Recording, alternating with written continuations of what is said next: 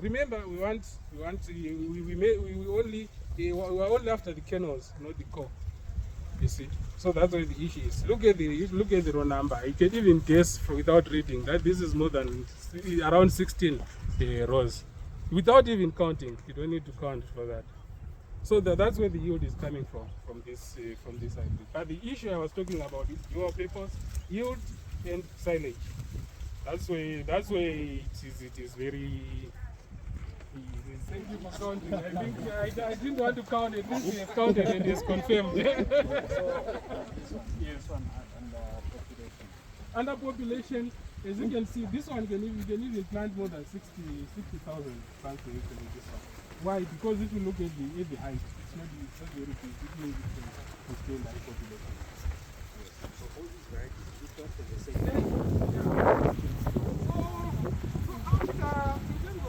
After the 300s, we go to the 200. Which means the 300s are maturing now. Another new block. This is a blockbuster. It's another new blockbuster which is on the market. Again, in terms of attributes, this again is good yield and also very good for silage. This is another product which we have on the market, and it's, I don't know for how long it has been sold here, but it's fairly new on the market. And this, like what they said, is coming in to replace those old varieties like the 513s. In terms of yield, again, this variety is very, very, very good, more than 10 tons per hectare. And also, it can also withstand high plant population because it is fairly short, it's not very tall. And then the other good thing is that in terms of leaf diseases, we've got many leaf diseases like your grey leaf spot, maize streak virus, desicum leaf blight. Those diseases can reduce yield. So what we do as Seedco is that when we are breeding, we at least introduce moderate to high tolerance for those diseases, which means we don't need to spray for any leaf diseases with Seedco varieties. We don't need to spray for leaf diseases. It has got a tolerance to those diseases. Your major diseases, that's which I'm referring to, like grey leaf spot and maize streak virus. So this variety will give you yields in excess of 10 tons per hectare without any spray for leaf diseases, which is actually very good. Then we go. Now, when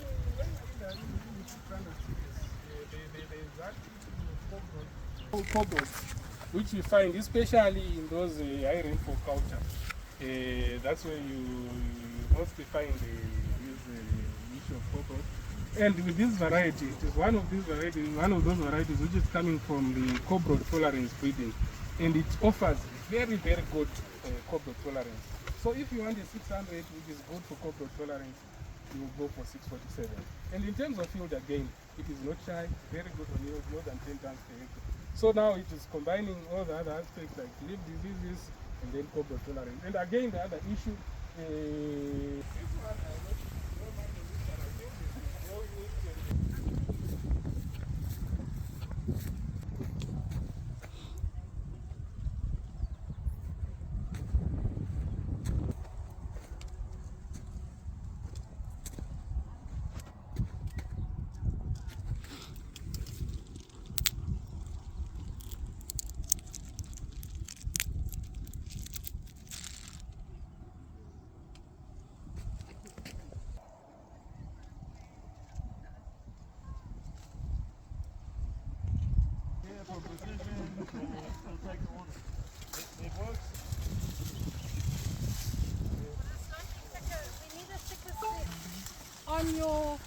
on your treated plant means that your plant has an increased ability to suck.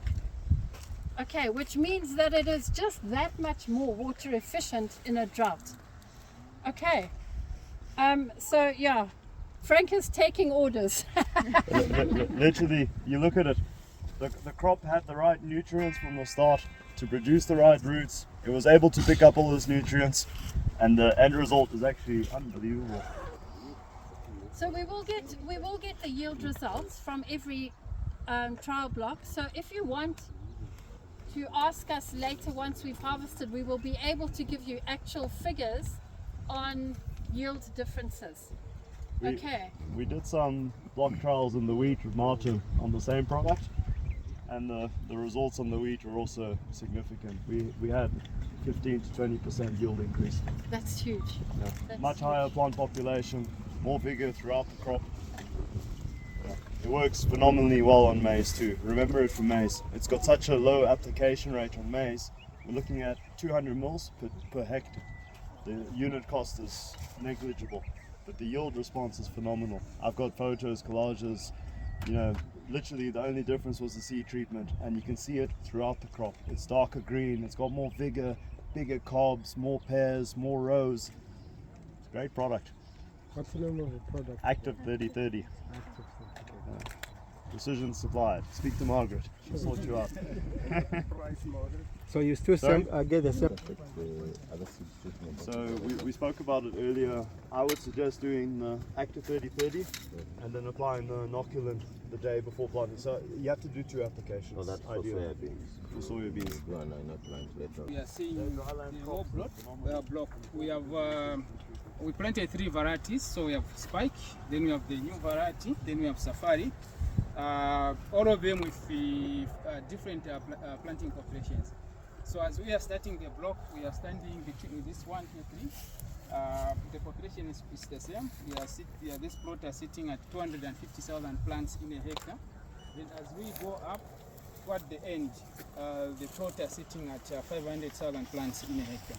So it will be interesting to see as we move up, see which particular population. But in terms of yield comparison, over from the trials that we've been doing over the years, you find that your optimum yield usually would come from the between 350,000 to about 450,000 plants in between. Yeah, so it will be interesting for us as we walk down, just check the population, and let's discuss about the population. Okay, great. So what we're going to do is we're going to just pick some from each trial block, and then we'll walk into the next one, and we'll walk into tricky, because you also think eat, but I might have conditions that are not ideal for germination, so I need to put extra seed. In a dry year like this one that we have been through, especially for dryland beans, I think that we will find this year that our best yields are probably coming from 250 to 300. That's just my perception.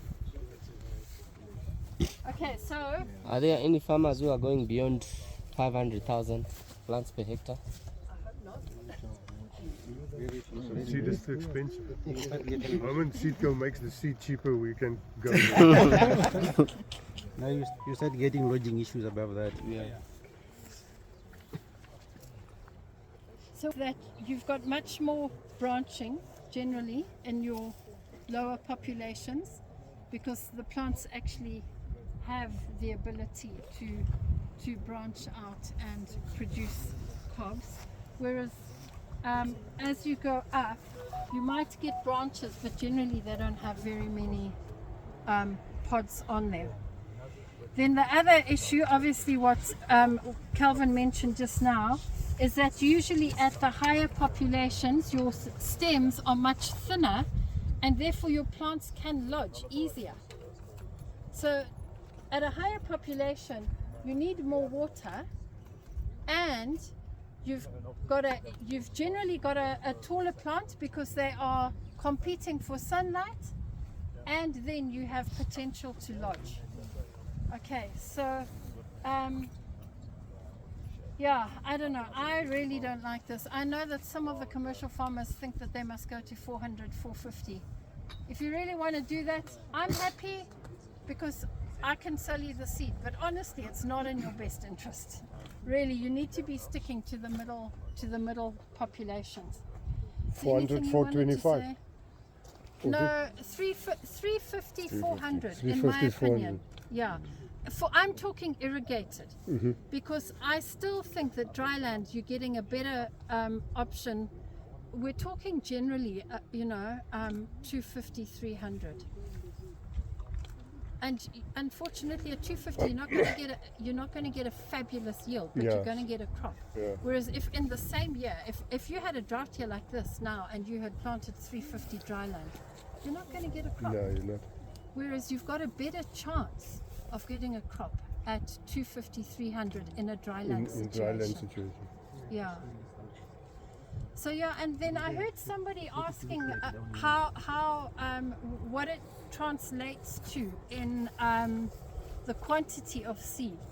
So now, unfortunately, how it works is that after a year like this, where it's really, really tough and dry, the seed that is going to be harvested from this crop is going to be quite light. So it's something that we test the seed every year, so we know our 1,000 seed weights. So when you are buying your crop, when you are buying your seed, you can ask us, what are your 1,000 seed weights sitting at? And we will help you to make the decision. But I can tell you now that this coming season, I don't think you're going to need 100 kgs per hectare of spike seed.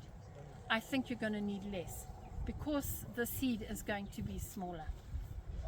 It's not going to be as heavy, you know. We just don't have the weight in any of our crops this year, because even if it's been irrigated, it's going to be lighter. Okay, are there any other questions? Just on the weight of the seed, so that will also affect the yields. Okay, so not so much the yields, more like the vigor. So so I don't know if you've noticed, very small seed lacks vigor, and very big seed lacks vigor. It's one of these things for soybean where it's got a vigor curve like this. So you've got this little section here where you get the most vigor. Very light seed, low vigor. Very heavy seed, low vigor. So you really want it in this section here. And another thing I think that we also really need to be cognizant of, you know, we had such a tricky start this year, and most of us planted our lands too dry. You know, we always say in nutrition, we say we need at least 40 mils of rain before we can plant our soil. We planted on 5 days. They came up after 16 days. That's not a good sign for a good start. We have a crop, amazingly. But the issue is that soybeans are not like maize. You don't want to plant them in Australia. That's why, so ideally you want that good belting of rain, and then you plant them 3 centimeters deep, maybe maximum 5, but you never want to go deeper than 5. But now in a